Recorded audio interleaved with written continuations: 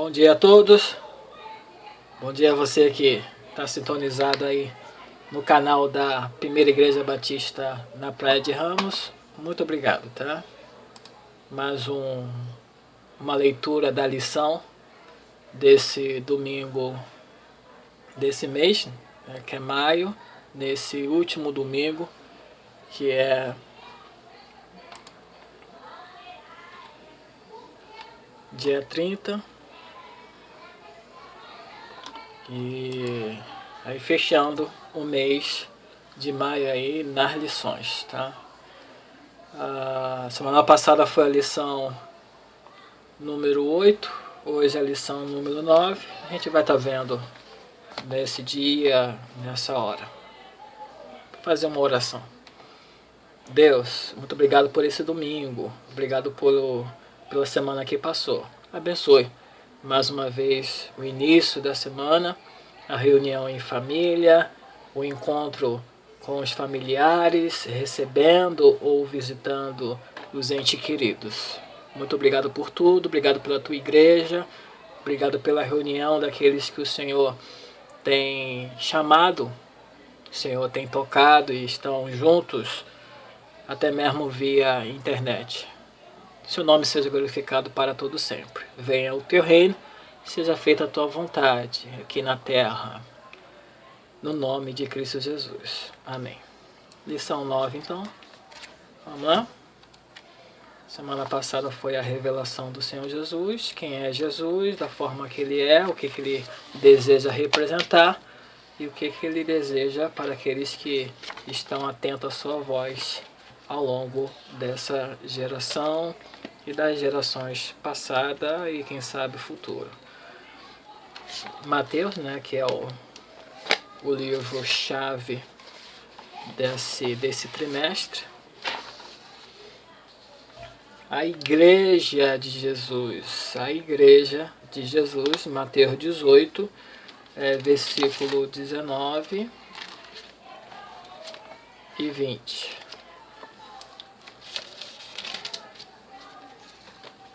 19 diz assim: também digo que se 2 de vocês concordarem na terra, em qualquer assunto sobre o qual pedirem, isso será feito a vocês por meu Pai que está nos céus. Pois onde se reunirem 2 ou 3, em meu nome ali eu estou no meio deles. Esse é o texto áureo, Mateus 18 e o 19 onde está baseada a lição.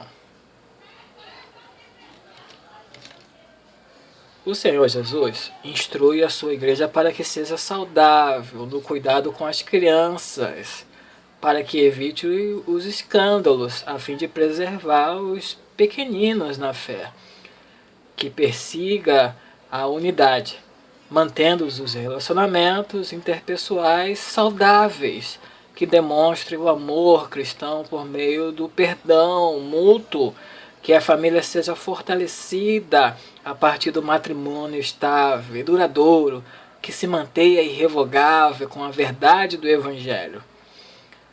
Penso que o hino 328 do Inário para o Culto Cristão, Vamos à Igreja, de William Pitts, traduzido por Salomão Gilbert, expresse muito bem a alegria que temos quando estamos reunidos em igreja.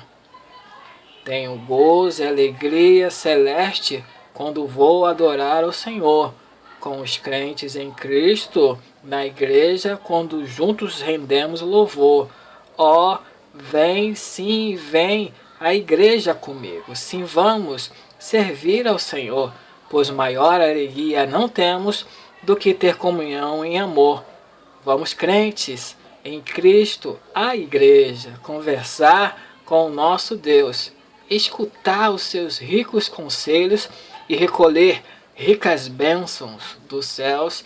Esse é o hino 328 do Inário para o Culto Cristão, que é um dos inários da Igreja Batista, como se segue. Essa é a introdução da lição número 9, nona lição, a Igreja de Jesus. Página 53, vamos lá para o primeiro tópico.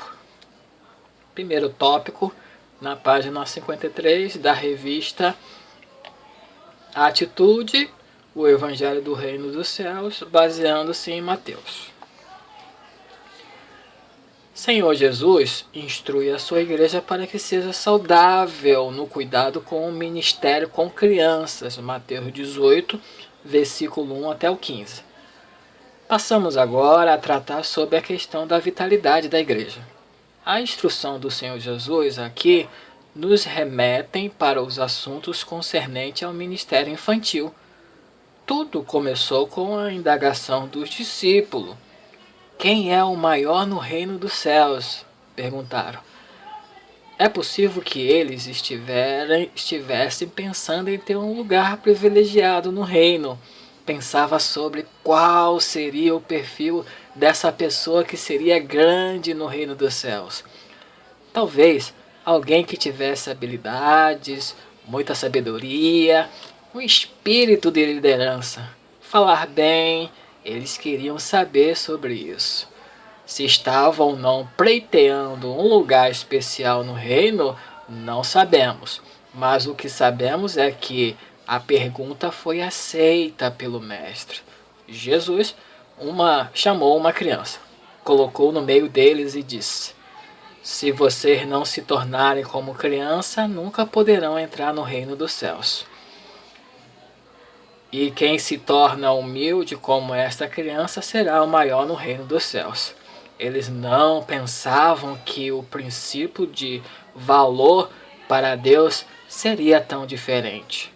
O pequeno e humilde como uma criança os tornariam grandes no reino do céu. O inverso parece ser um ensino subjetivo, ou seja, aqueles que desejam ser grandes diante dos homens nem sempre serão diante de Deus. O Senhor Jesus continua dizendo-lhes que aquele que fizer tropeçar um destes pequeninos, referindo-se às crianças, seria melhor que pendurasse uma pedra de moinho no pescoço e se lançasse ao mar. É notório que o cuidado e a preservação das crianças seria uma grande prioridade na vida comunitária cristã. No capítulo 19 de Mateus, entre os versículos 13 e 15, temos a narrativa de crianças que são trazidas a Jesus para que ele impusesse as mãos e orasse por elas. Mas os discípulos as repreendiam.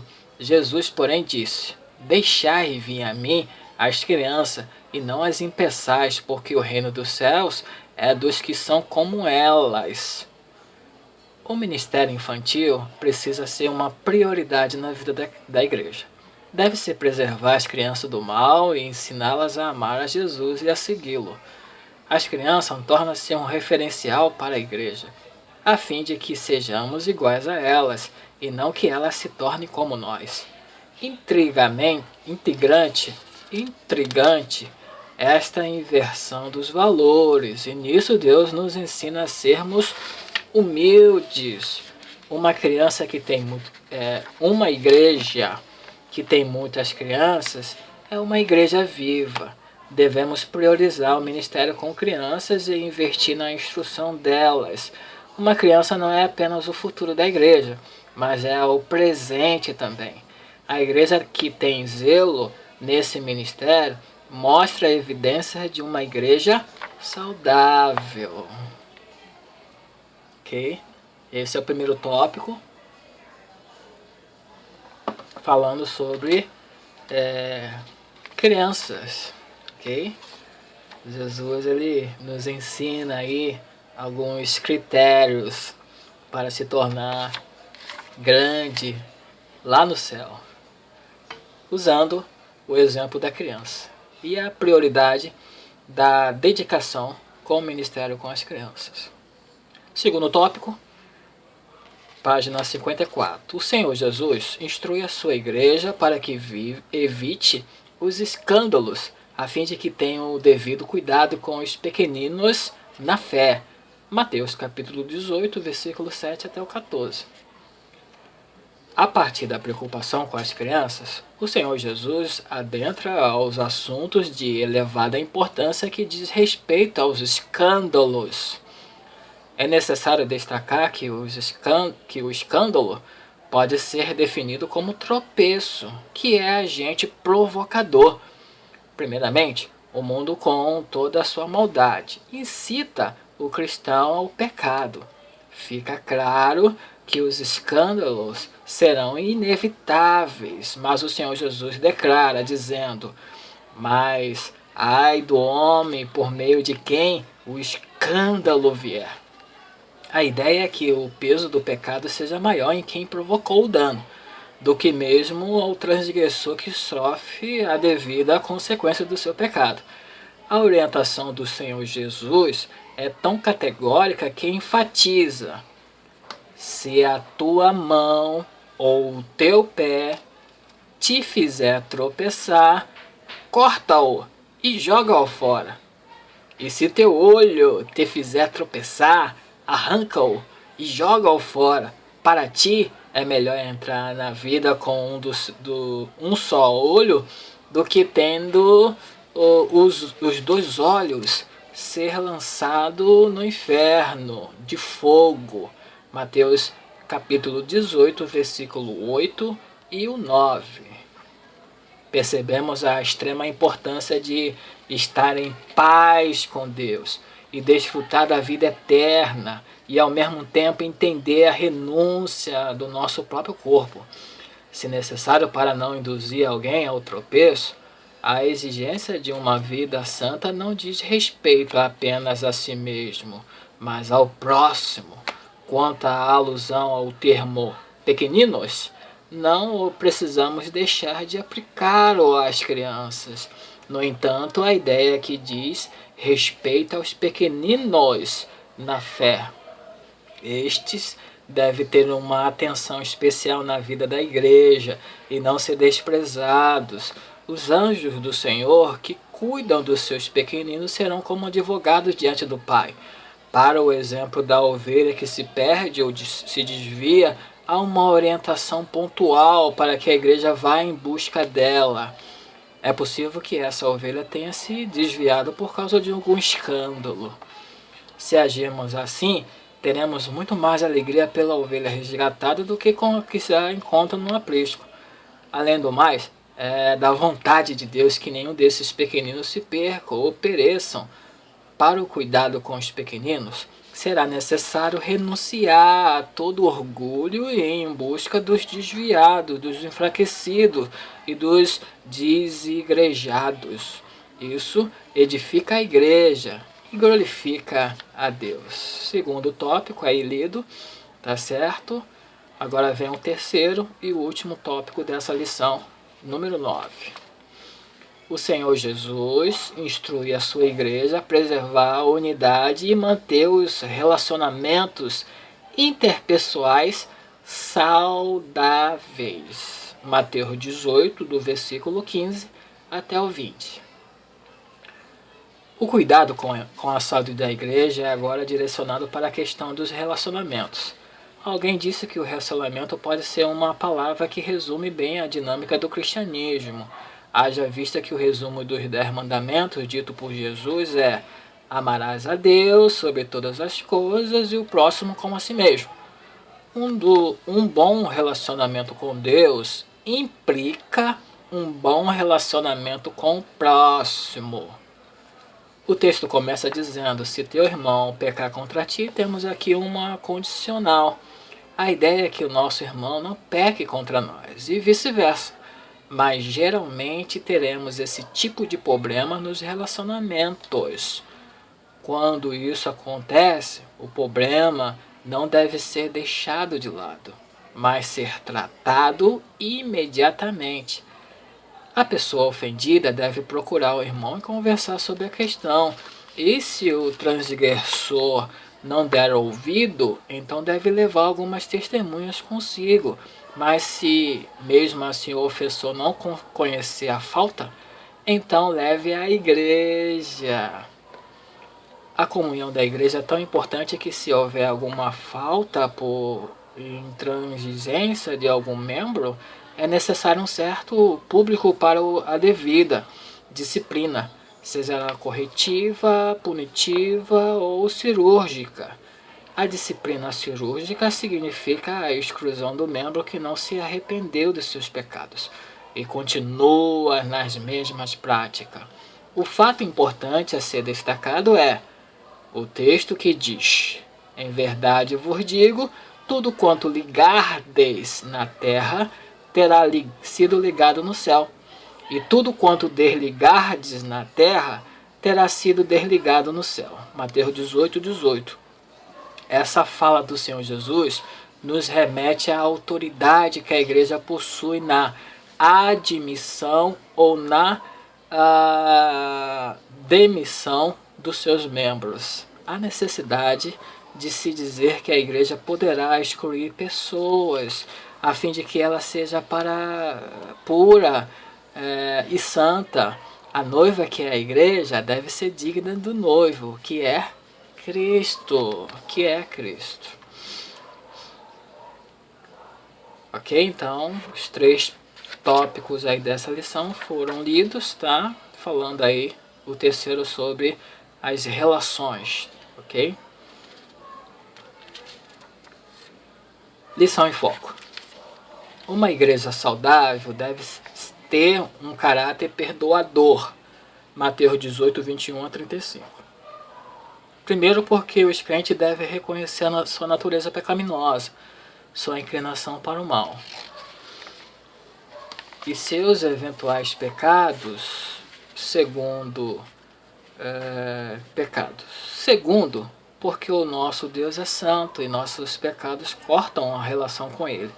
Portanto, para não restabelecermos a comunhão com o nosso Deus, precisamos confessar nossos pecados. E a premissa para receber o seu perdão é conceder perdão. A pergunta de Pedro sobre quantas vezes deveriam perdoar o nosso irmão pode denotar que chegaria um momento em que a possibilidade do perdão seriam completamente esgotados. Mas o Senhor Jesus surpreende Pedro e todos nós, pois devemos perdoar quantas vezes forem necessárias. Na parábola dos 2 devedores, o Senhor Jesus deixa bem claro que a nossa dívida com o Pai é muito maior e muito mais significativa do que a dívida que as pessoas têm conosco. Da mesma forma que o nosso Pai nos perdoa, também devemos perdoar os nossos devedores. O ensino da parábola deixa claro também que aqueles que não perdoam não serão perdoados.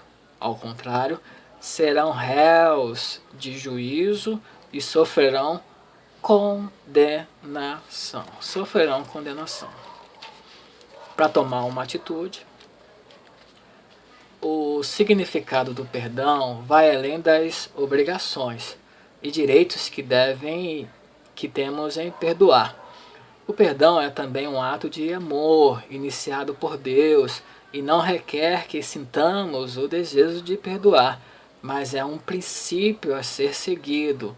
Deus exige o que Ele mesmo oferece, guardadas as devidas proporções, porque o amor de Deus é imensurável. Assim como o Pai dispensa a nós amor e misericórdia, nós também devemos assim com o próximo.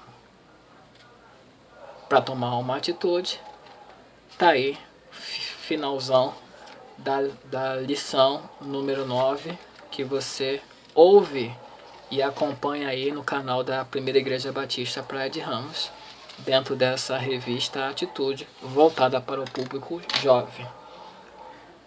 Obrigado pela sua atenção mais uma vez, obrigado por você estar ligado nesse canal da Primeira Igreja Batista Praia de Ramos. Você escolheu e por isso está aqui nesse momento. Você ouviu falar e por isso está aqui nesse momento. Passou aí pelo YouTube, o YouTube sugeriu esse canal da Primeira Igreja Batista Praia de Ramos. Obrigado pela sua atenção. Deus abençoe a todos quantos estão ligados nesse canal e também aqueles que estão presentes dentro da igreja Batista na Praia de Ramos, situada na Praia de Ramos, Rio de Janeiro. Deus abençoe a todos. Fazer mais uma oração de gratidão pelo ensino do Senhor Jesus Cristo destinado a nós. Obrigado, Deus, pelo seu Filho Jesus ser o nosso maior exemplo. O Senhor Jesus, sendo o maior exemplo para nós, a gente percebe que pode, no nome dele, ser seguido os exemplos, aquilo que é possível fazer aqui na Terra, que ao passar, ouvir e entender os exemplos do Senhor Jesus Cristo, cada um de nós nos esforcemos para colocar em prática, mesmo que sejam os mínimos exemplos serem colocados em prática. Que toda a condição, que todo o esforço, que toda a vontade esteja em nós. Nós que somos seres humanos e temos nossas limitações. Mas no nome de Jesus nós podemos fazer muito mais além daquilo que pensamos. E por isso nós agradecemos ao Senhor pelo exemplo destinado a nós por meio do seu Filho Jesus Cristo. No nome dele eu te oro, te busco, não só oro pela gente aqui, mas para todos quantos estão ligados, ó Deus, na tua palavra, e todos aqueles que estão com ouvidos sensíveis e estão com corações abertos para ouvir o teu recado. Que o Senhor cada vez mais fale e o teu recado chegue a todos sem distinção. Porque o Senhor é amor, porque o Senhor é misericórdia, infinita compaixão para conosco, nos ama da forma que nós somos. O seu Filho Jesus veio até nós e até nós somos amados pelo Senhor. Muito obrigado por isso e por todas as coisas que o Senhor tem nos dado. Em nome do seu Filho Jesus. Amém. Obrigado a todos. Até o próximo vídeo. Fiquem com Deus. Bom domingo, não só para você, mas para toda a sua família e as pessoas que te cercam. Deus abençoe.